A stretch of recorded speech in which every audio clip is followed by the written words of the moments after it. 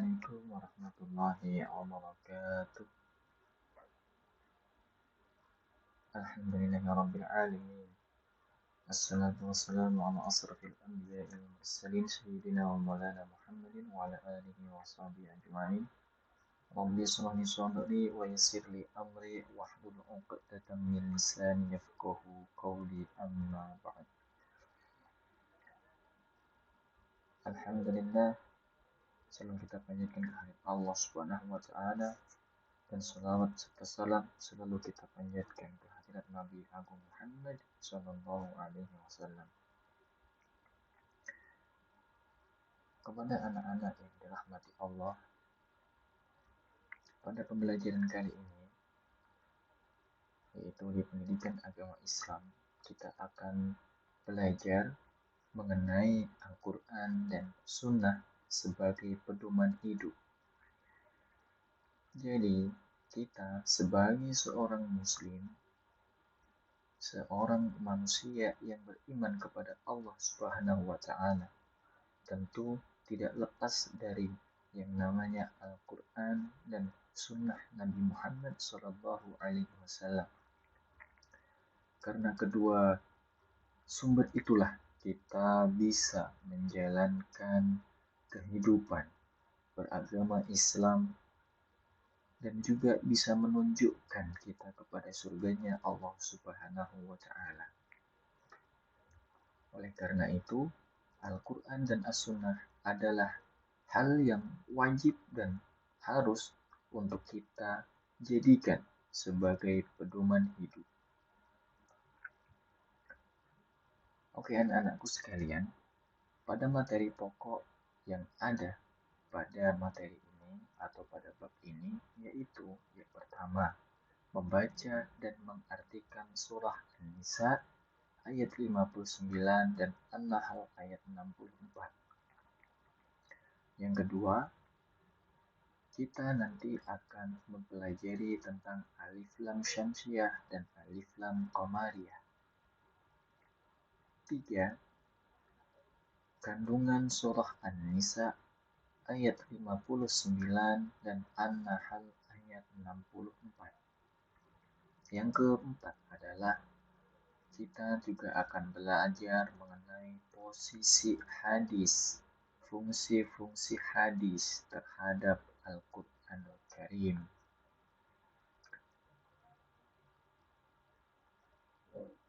Kepada anak-anakku yang berbahagia, pada minggu lalu kita telah bersama-sama membaca dan kita juga bersama-sama sudah mengartikan perkata mengenai surah An-Nisa ayat 59 dan An-Nahl ayat 64.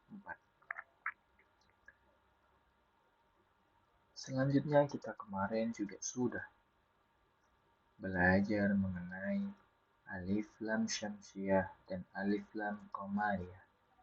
Sedikit kita akan singgung kepada anak-anak apa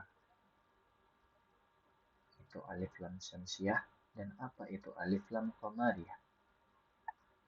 Alif lam syamsiyah adalah apabila ada alif lam bertemu dengan huruf-huruf syamsiyah, maka alif lamnya tidak dibaca. Contoh, as-samawat. Nah, itu alif lam bertemu dengan sin. Sin merupakan salah satu huruf dari syamsiyah. Yang kedua adalah alif lam qamariyah. Adalah apabila alif lam bertemu dengan salah satu huruf qamariyah. Contohnya,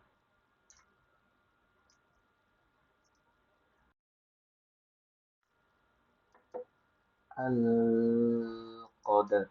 Nah, itu ya. Jadi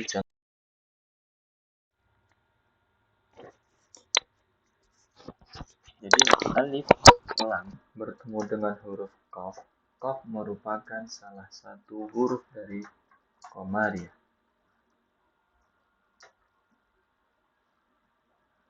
sehingga dinamakan Alif Lam Qamariyah.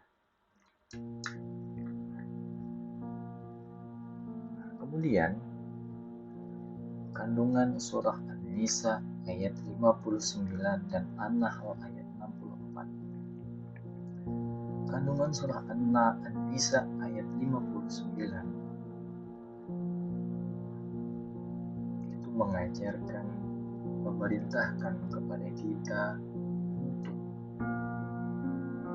taat, patuh terhadap Allah Subhanahu wa Ta'ala, taat dan patuh kepada Rasul-Rasul Allah, atau yang terakhir yaitu adalah Nabi Sallallahu Alaihi Wasallam yang sebagai panutan kita dan juga sebagai junjungan kita dan juga sebagai Nabi terakhir. Maka beliaulah yang menjadi acuan untuk beribadah kepada Allah. Kemudian selain kita taat dan patuh terhadap Allah dan juga Rasulnya Allah, kita juga diwajibkan untuk taat dan patuh terhadap ulil amri. Apa itu ulil amri?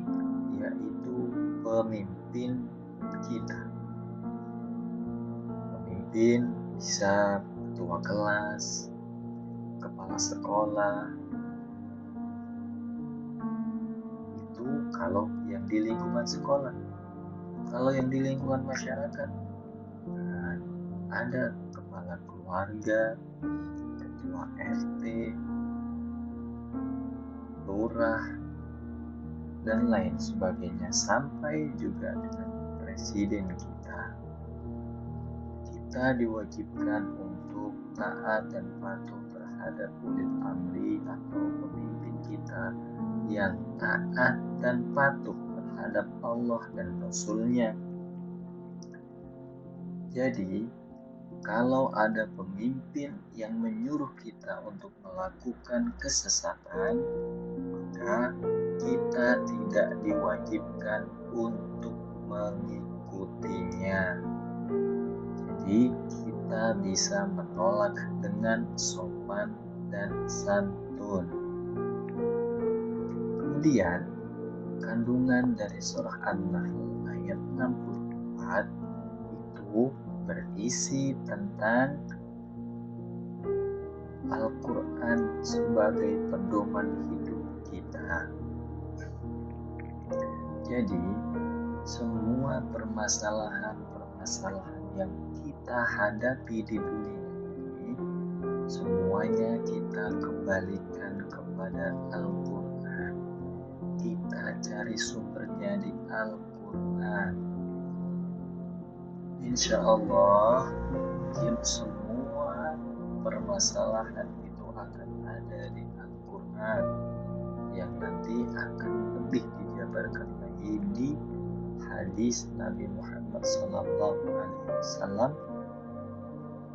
Itu merupakan salah satu fungsi hadis, yaitu menjelaskan ataupun menafsirkan Al-Quran. Jadi, kalau misalkan di Al-Quran belum jelas hukum dasar, maka bisa kita cari ke hadis Nabi Muhammad SAW.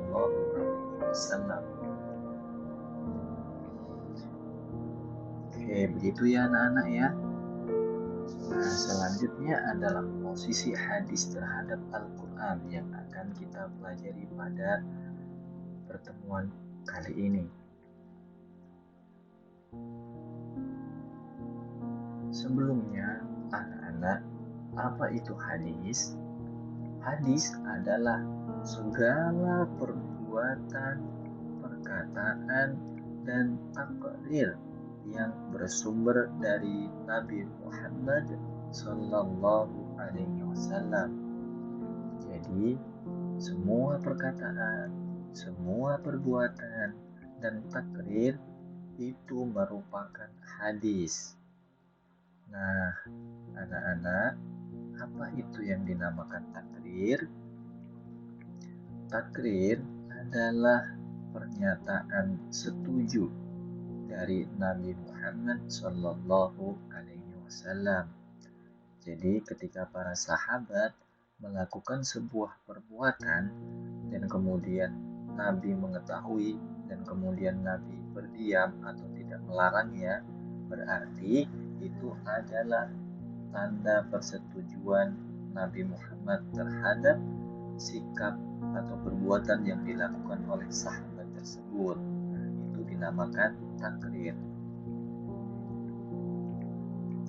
Kemudian dalam hadis itu ada beberapa nama yang mirip dengan hadis. Yang pertama adalah hadis, yang kedua adalah sunnah, yang ketiga khobar, kemudian yang ketiga adalah asar. Nah, apa pengertian dari keempat ini? Apakah keempat kata ini memiliki makna yang sama?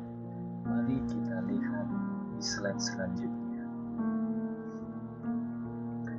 Nah, ini anak-anak sekalian, sunnah merupakan semua yang bersumber dari Nabi Muhammad SAW, baik perkataan, perbuatan, takrir, tabiat, budi pekerti, atau perjalanan hidup Nabi Muhammad SAW.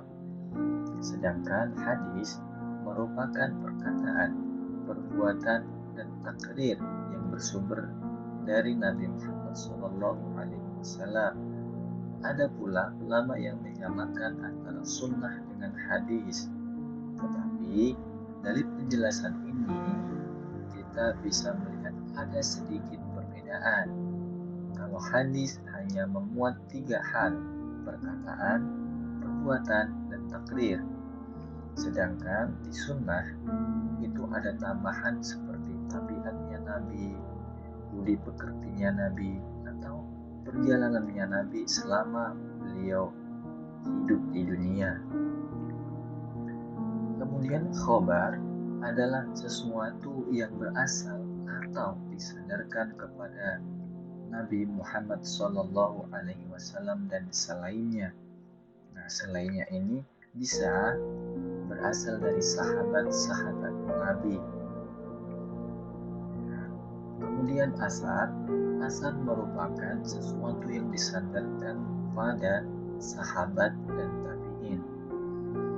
Nah, tentu ini bisa dibedakan ya anak-anak ya. Nah, ini materi pokok kita pada kali ini yaitu tentang fungsi hadis. Yang pertama, hadis itu sebagai bayan al-takrir, yaitu menetapkan dan memperkuat apa yang telah diterangkan di dalam Al-Quran. Fungsi hadis ini perkokoh isi kandungan Al-Quran. Kemudian yang kedua, sebagai bayan al-tashrih, yaitu memberikan kepastian hukum Islam yang tidak ada di dalam Al-Quran. Biasanya Al-Quran hanya menerangkan pokok-pokoknya saja, contohnya zakat fitrah. Kemudian yang ketiga, bayan al-tafsir, yaitu memberikan perincian atau menafsirkan terhadap ayat-ayat yang masih mutlak dan memberikan taksis atau pengkhususan terhadap ayat-ayat yang masih umum. Keempat, yaitu hadis sebagai bayan al-nasakh, yaitu membatalkan ketentuan terdahulu sebab ketentuan yang baru dianggap lebih maslahat. Nah, ini merupakan 4 fungsi hadis terhadap Al-Quran. Kemudian, setelah kita mempelajari semuanya, kita bisa menerapkan perilaku dalam kehidupan sehari-hari. Yang pertama,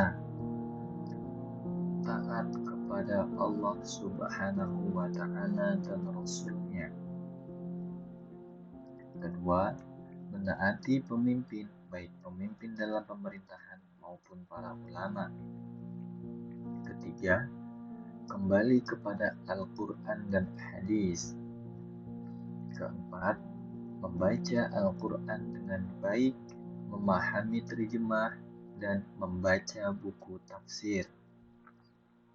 Kelima, membaca buku-buku yang berkenaan dengan hadis. Keenam, berkonsultasi terkait bacaan atau kandungan Al-Quran dan hadis. Nah, anak-anak, ini merupakan 6 perilaku yang bisa kita terapkan dalam kehidupan sehari-hari.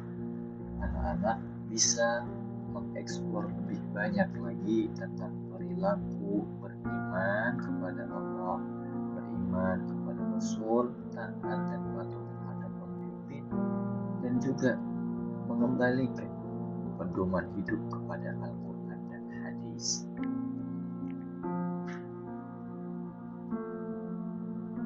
Syukran jazakumullah khair.